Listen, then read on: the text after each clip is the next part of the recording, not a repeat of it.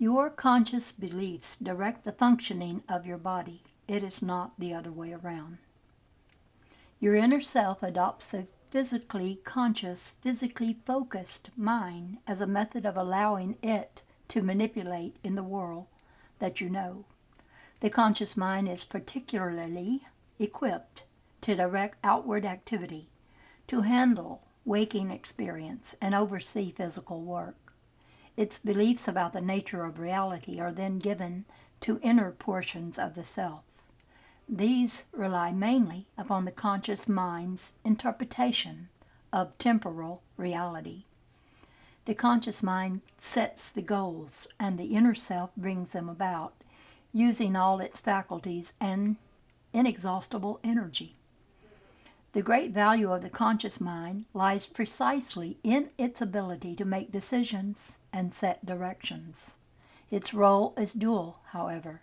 It is meant to assess conditions both inside and outside, to handle data that comes from the physical world and from the inner portions of the self. It is not a closed system, then. To be human necessitates fine discrimination in the use of such consciousness. Many, many people are afraid of their own thoughts. They do not examine them. They accept the beliefs of others. Such actions distort data from both within and without. There is no battle between the intuitive self and the conscious mind. There only seems to be when the individual refuses to face all the information that is available in his conscious mind. Sometimes it seems easier to avoid the frequent readjustments in behavior that self-examination requires. In such cases, an individual collects many second-hand beliefs. Some contradict each other. The signals given to the body and to the inner self are not smoothly flowing or clear-cut, but a muddled jumble of counter-directions. These will immediately set off alarms of various natures. The body will not function properly, or the overall emotional environment will suffer.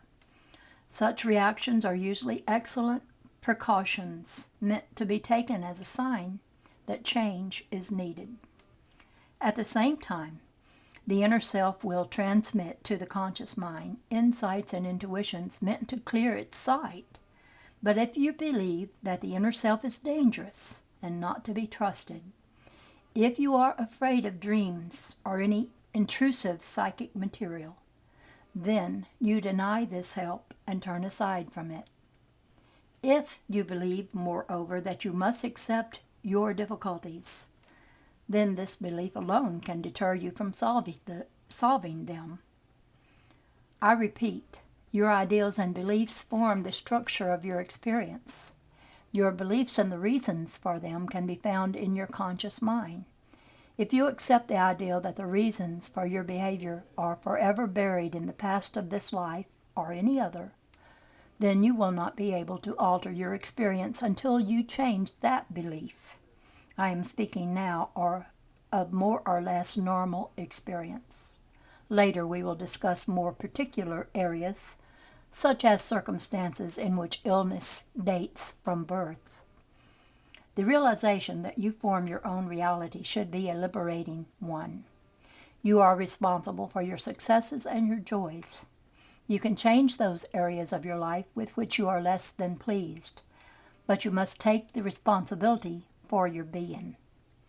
Your spirit joined itself with flesh, and in flesh, to experience a world of incredible richness, to help create a dimension of reality, of color, and of forms. Your spirit was born in flesh, to enrich a marvelous area of sense awareness, to feel energy made into corporeal form. You are here to use, enjoy, and express yourself through the body. You are here to aid in the great expansion of consciousness. You are not here to cry about the miseries of the human condition, but to change them when you find them not to your liking, through the joy, strength, and vitality that is within you, to create the spirit of as faithfully and beautifully as you can in flesh. The conscious mind allows you to look outward into the physical universe and see the reflection of your spiritual activity, to perceive and assess your individual and joint creations. In a manner of speaking, the conscious mind is a window through which you look outward, and looking outward perceive the fruits of your inner mind. Often you let false beliefs blur that great vision. Your joy, vitality, and accomplishment do not come from the outside to you as a result of events that happen to you. They spring from inner events that are the result of your beliefs. Much has been written about the nature and the importance of suggestion. One of the current ideas in vogue holds that you are constantly at the mercy of suggestion. Your own conscious beliefs are the most important suggestions that you receive. All other ideas are rejected or accepted according to whether or not you believe they are true, in line with the steady conscious chattering that goes on within your mind most of the day. The suggestions given to you by yourself. You will accept a suggestion given by another only if it fits in with your own ideas about the nature of reality in general, and your concepts about yourself in particular. If you use your conscious mind properly, then you examine those beliefs that come to you. You do not accept them willy-nilly.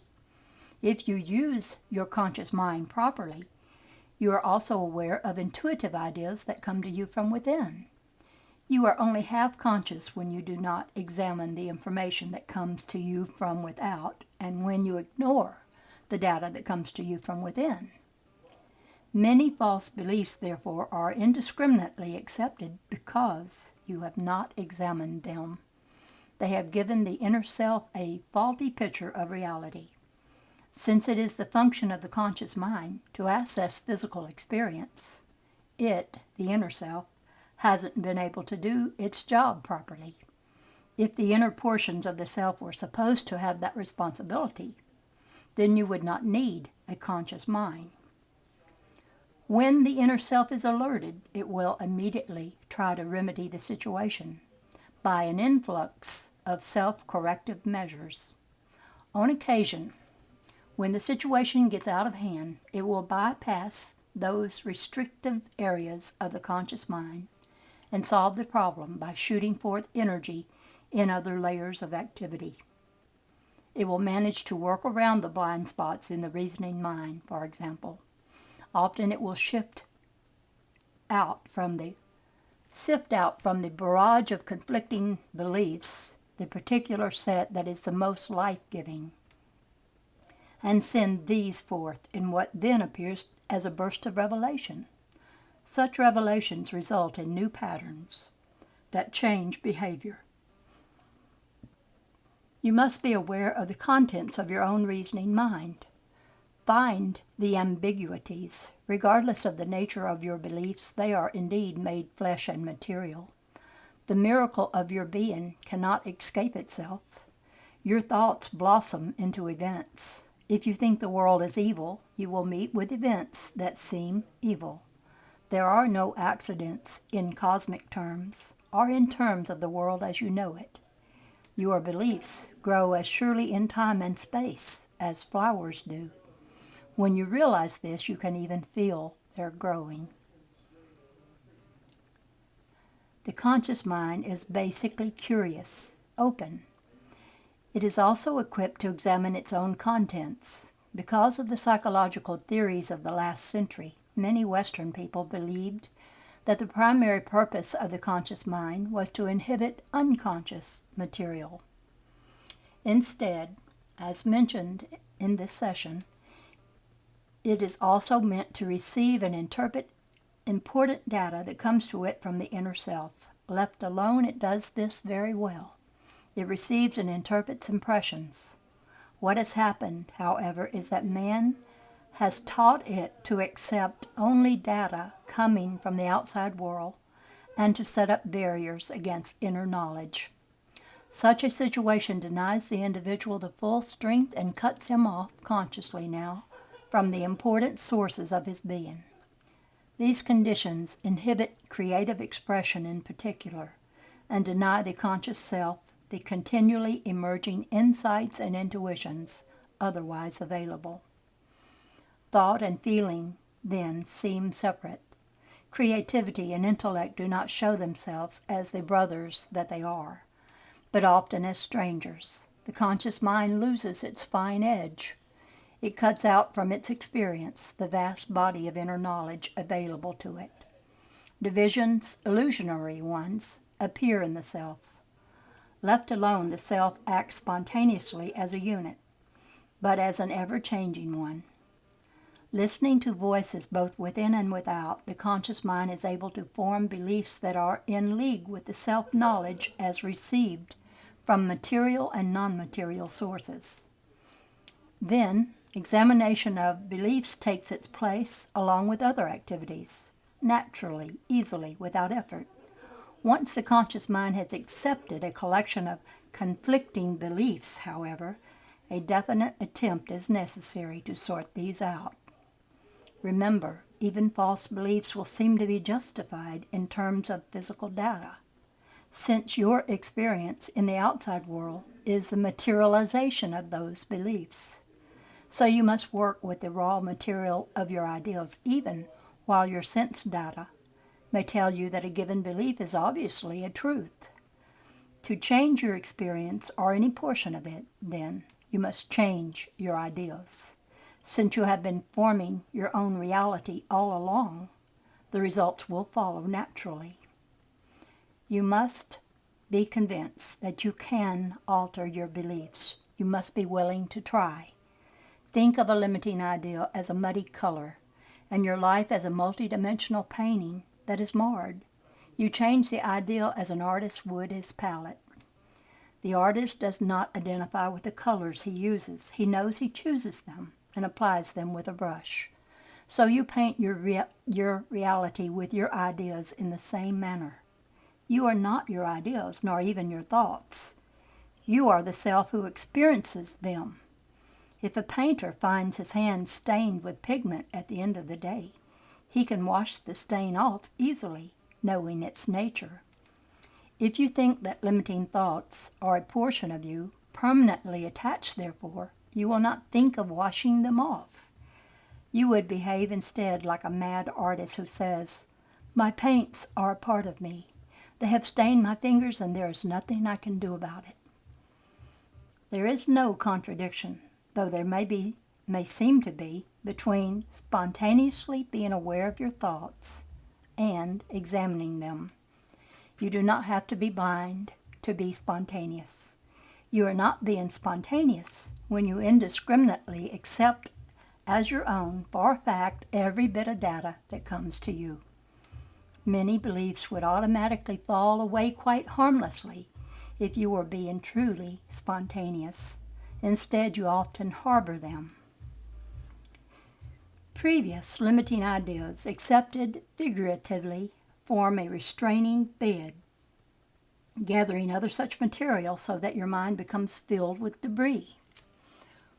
When you are spontaneous, you accept the free nature of your mind, and it spontaneously makes decisions as to the validity or non-validity of data it receives. When you refuse to allow it this function, it becomes cluttered. No apple tree tries to grow violets. Quite automatically it knows what it is and the framework of its own identity and existence. You have a conscious mind, but this is only the topmost portion of your mind. Much more of it is available to you. Much more of your knowledge can be conscious, therefore. But a false belief, a limiting one, is as ambiguous to your nature as any apple tree's ideal that it was a violet plant. It could not produce violets, nor could it be a good apple tree, while it tried to. The mistaken belief is one that does not fit the basic conditions of your inner being. So if you believe that you are at the mercy of physical events, you entertain a false belief. If you feel that your present experience was set in circumstances beyond your control, you entertain a false belief. You had a hand in the development of your childhood environment. You chose the circumstances. This does not mean that you are at the mercy of those circumstances. It means that you set challenges to be overcome, set goals to be reached, set up frameworks of experience through which you could develop, understand, and fulfill certain abilities. The creative power to form your own experience is within you now, as it has been since the time of your birth and before. You may have chosen a particular theme for this existence, a certain framework of conditions, but within these you have the freedom to experiment, create, and alter conditions and events. Each person chooses for himself the individual patterns within which he will create this personal reality. But inside these bounds are infinite varieties of actions and unlimited resources. The inner self is embarked upon an exciting endeavor in which it learns how to translate its reality into physical terms. The conscious mind is brilliantly attuned to physical reality, then, and often so dazzled by what it perceives that it is tempted to think physical phenomena is a cause rather than a result. Deeper portions of the self always serve to remind it that this is not the case. When the conscious mind accepts too many false beliefs, particularly if it sees that inner self as a danger, then it closes out these constant reminders. When this situation arises, the conscious mind feels itself assailed by a reality that seems greater than itself, over which it has no control. The deep feeling of security in which it should be anchored is lost. The false beliefs must be weeded out so that the conscious mind can become aware of its source once again and open to the inner channels of splendor and power available to it. The ego is an offshoot of the conscious mind, so to speak. The conscious mind is like a gigantic camera, with the ego directing the view and the focus. Left alone, various portions of the identity rise and form the ego, degroup and reform, all the while maintaining a marvelous spontaneity and yet a sense of oneness. The ego is your ideal of your physical image in relation to the world. Your self-image is not unconscious, then. You are quite aware of it, though often you reject certain thoughts about it in favor of others. False beliefs can result in a rigid ego that insists upon using the conscious mind in one direction only, further distorting its perceptions. Often you quite consciously decide to bury a thought or an ideal that might cause you to alter your behavior because it does not seem to fit in with limiting ideas that you already hold. Listen to your own train of thought as you go about your days. What suggestions and ideas are you giving yourself? Realize that these will be materialized in your personal experience. Many quite limiting ideas will pass without scrutiny under the guise of goodness. You may feel quite virtuous, for example, in hating evil or what seems to you to be evil. But if you find yourself concentrating upon either hatred or evil, you are creating it. If you are poor, you may feel quite self-righteous in your financial condition, looking with scorn upon those who are wealthy, telling yourself that money is wrong and so reinforcing the condition of poverty. If you are ill, you may find yourself dwelling upon the misery of your condition and bitterly envying those who are healthy, bemoaning your state, and therefore perpetuating it through your thoughts. If you dwell upon limitations, then you will meet them. You must create a new picture in your mind. It will differ from the picture your physical senses may show you at any given time, precisely in those areas where changes are required. Hatred of war will not bring peace. Another example, only love of peace will bring about these conditions. And that is the end of that session, and I will end this for now and begin the next session tomorrow, hopefully. This is the Dove Lady, over and out for now.